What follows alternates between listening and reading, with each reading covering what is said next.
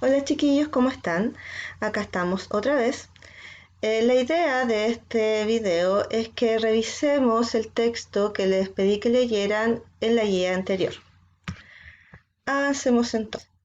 El objetivo para hoy es evaluar la comprensión lectora.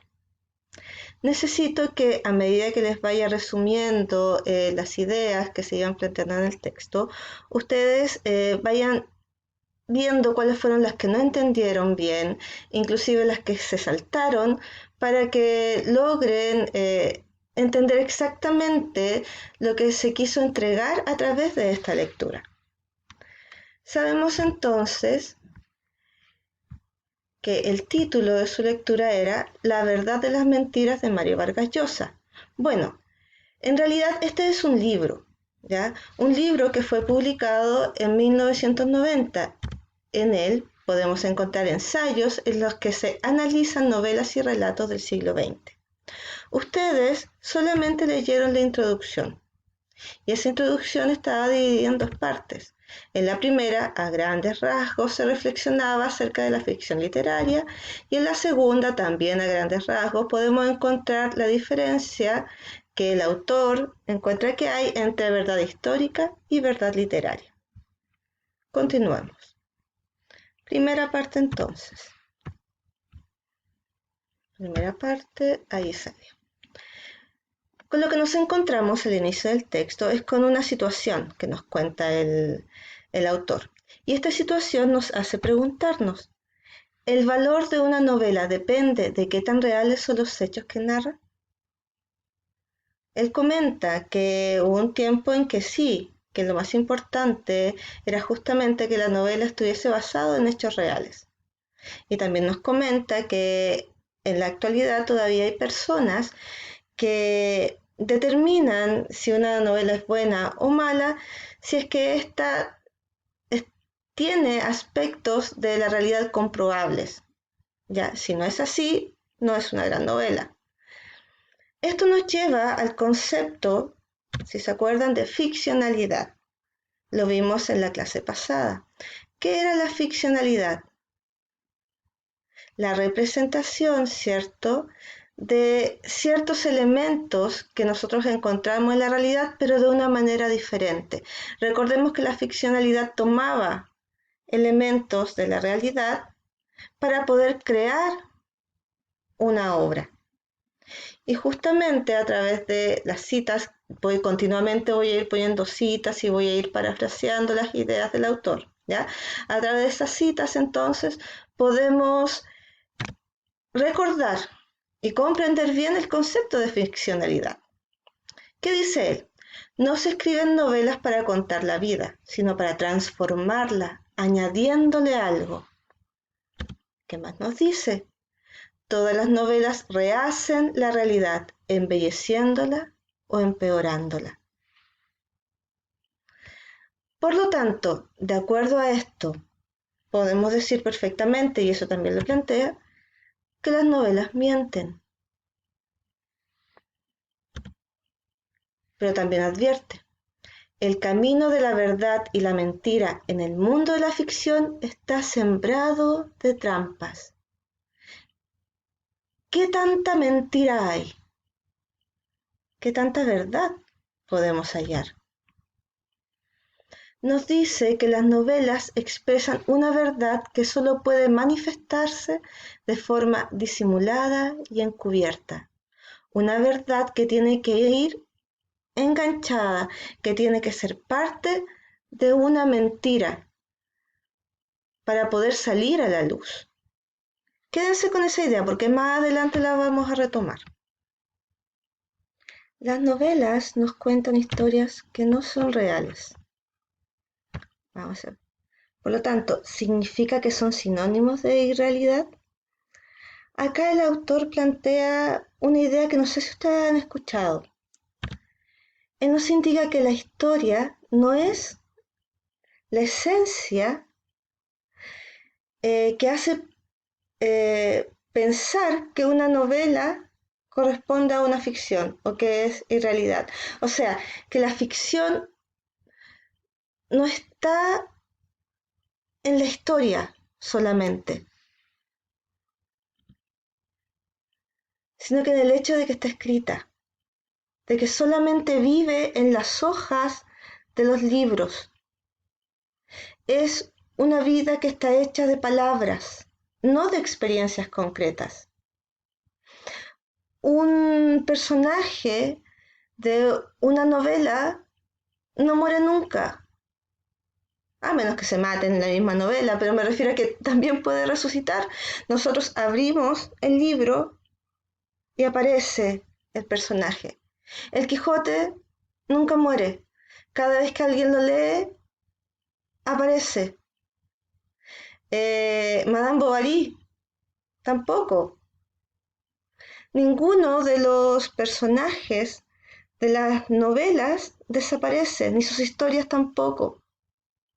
Se repiten constantemente porque están hechas de papel, están hechas de palabras.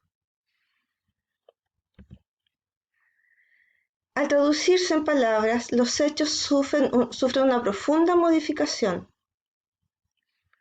¿Por qué una profunda modificación? Y esto es lo que hace que sea ficción. Porque corresponde a una mirada subjetiva, lo que el autor quiere destacar con respecto a esa realidad que le está creando, su propio punto de vista. Y no solamente esto hace que la literatura sea ficción, ¿ya? Sino que también esta modificación temporal que la historia sufre al momento de ser escrita.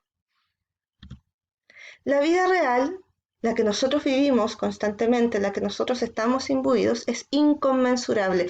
No se puede abarcar en las páginas de un libro. ¿Por qué? Porque cada historia se mezcla con otras historias. La realidad no empieza ni termina jamás. Desde cierto punto de vista es un caos, donde nada nace ni nada muere, donde comienzan una historia, terminan otras y vuelven a comenzar. En la vida de la ficción, en cambio, el caos se vuelve orden, causalidad, causa y efecto. Una organización que nos ayude a poder entender cuál es la historia que se nos quiere contar. Más adelante, el autor nos plantea lo que nosotros tal vez nos estábamos preguntando, justamente en el momento en que nos indicaba que la esencia de la ficción literaria estaba en el hecho de que fuese escrita. ¿Qué diferencia hay entonces entre una ficción y un reportaje periodístico o un libro de historia? Y aquí es donde nos damos cuenta de que este es un texto argumentativo, ¿cierto? Recordemos que el texto argumentativo es principalmente dialógico. Por lo tanto, el autor tiene que estar pensando en lo que el lector, ¿cierto? Su receptor podría rebatirle al momento de expresar sus ideas y sus opiniones. Esto es lo que hace justamente Mario Vargas Llosa en esta parte. ¿Qué diferencia hay entre un libro de historia? También tomamos ciertos elementos de la realidad, no todos, porque sabemos que es inconmensurable, y lo planteamos y lo plasmamos en las hojas, en un libro. ¿Qué nos dice al respecto? Que ambos tipos textuales, ¿cierto?, operan en sistemas opuestos de aproximación a lo real. ¿Qué significa esto? Que mientras la literatura no encuentra su valor o su valor no radica en el hecho de que diga la verdad, los textos periodísticos y los de historia, sí. Si una noticia es falsa, pierde su valor, pierde su esencia. Si en una obra literaria incluimos datos falsos, nombres inexistentes, eso no hace que pierda su valor.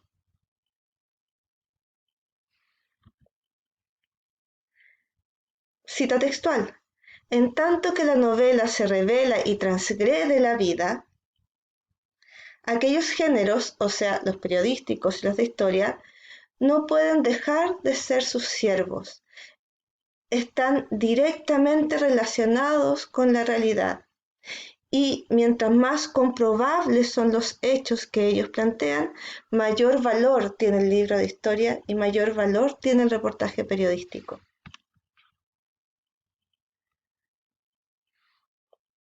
Toda buena novela dice la verdad y toda mala novela miente. Aquí ya plantea una posición absolutamente personal. Según él, decir la verdad para una novela significa hacer vivir al lector una ilusión, convencerlo de que todo lo que se está planteando ahí tiene que ver con su vida y puede ser parte de su vida. Y nosotros nos podemos incluir dentro de ese mundo narrado. Y mentir sería la incapacidad de lograr eso con el lector. Muy bien, este escritor afirma que la ficción hunde sus raíces en la experiencia humana, de la que se nutre y se alimenta. Ahora, además de nutrirse de la experiencia humana, también es una protesta, una forma de escapar de nuestra realidad, de vivir lo que quisiéramos vivir, tanto para quien escribe como para quien lee. Porque una protesta, no estoy conforme con lo que me tocó vivir. No me gusta la realidad en la que estoy. Me encantaría poder tener el valor de hacer otras cosas. Muchas personas suplen esa necesidad con la literatura. Viajan a través de la literatura, se transforman en los héroes que quieren ser a través de la literatura. Van por el mundo, aman, lloran, sufren, viven y mueren con cada uno de los personajes de los libros que ellos van leyendo.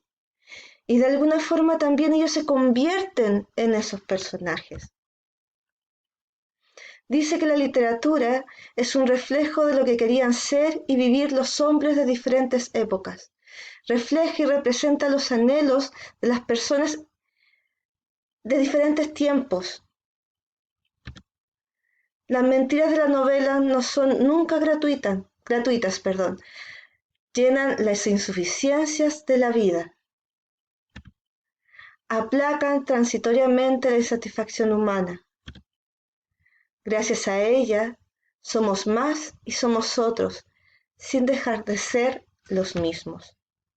Pero no solo es una forma de evadirnos, también nos motiva. A ver si sale aquí.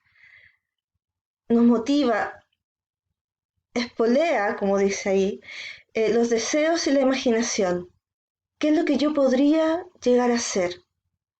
Nos plantea realidades que a lo mejor nunca hubiésemos pensado que podrían existir y que tal vez podríamos replicar en nuestra vida. Siempre está la ilusión de poder hacer más. Y de alguna forma la literatura también nos ayuda a tratar de hacer más. Así entonces, el autor afirma que en el embrión de toda novela bulle una inconformidad, late un deseo, una inconformidad con lo que soy, con lo que tengo, con lo que he hecho, y un deseo, lo que quisiera ser, quién quisiera ser. Avancemos.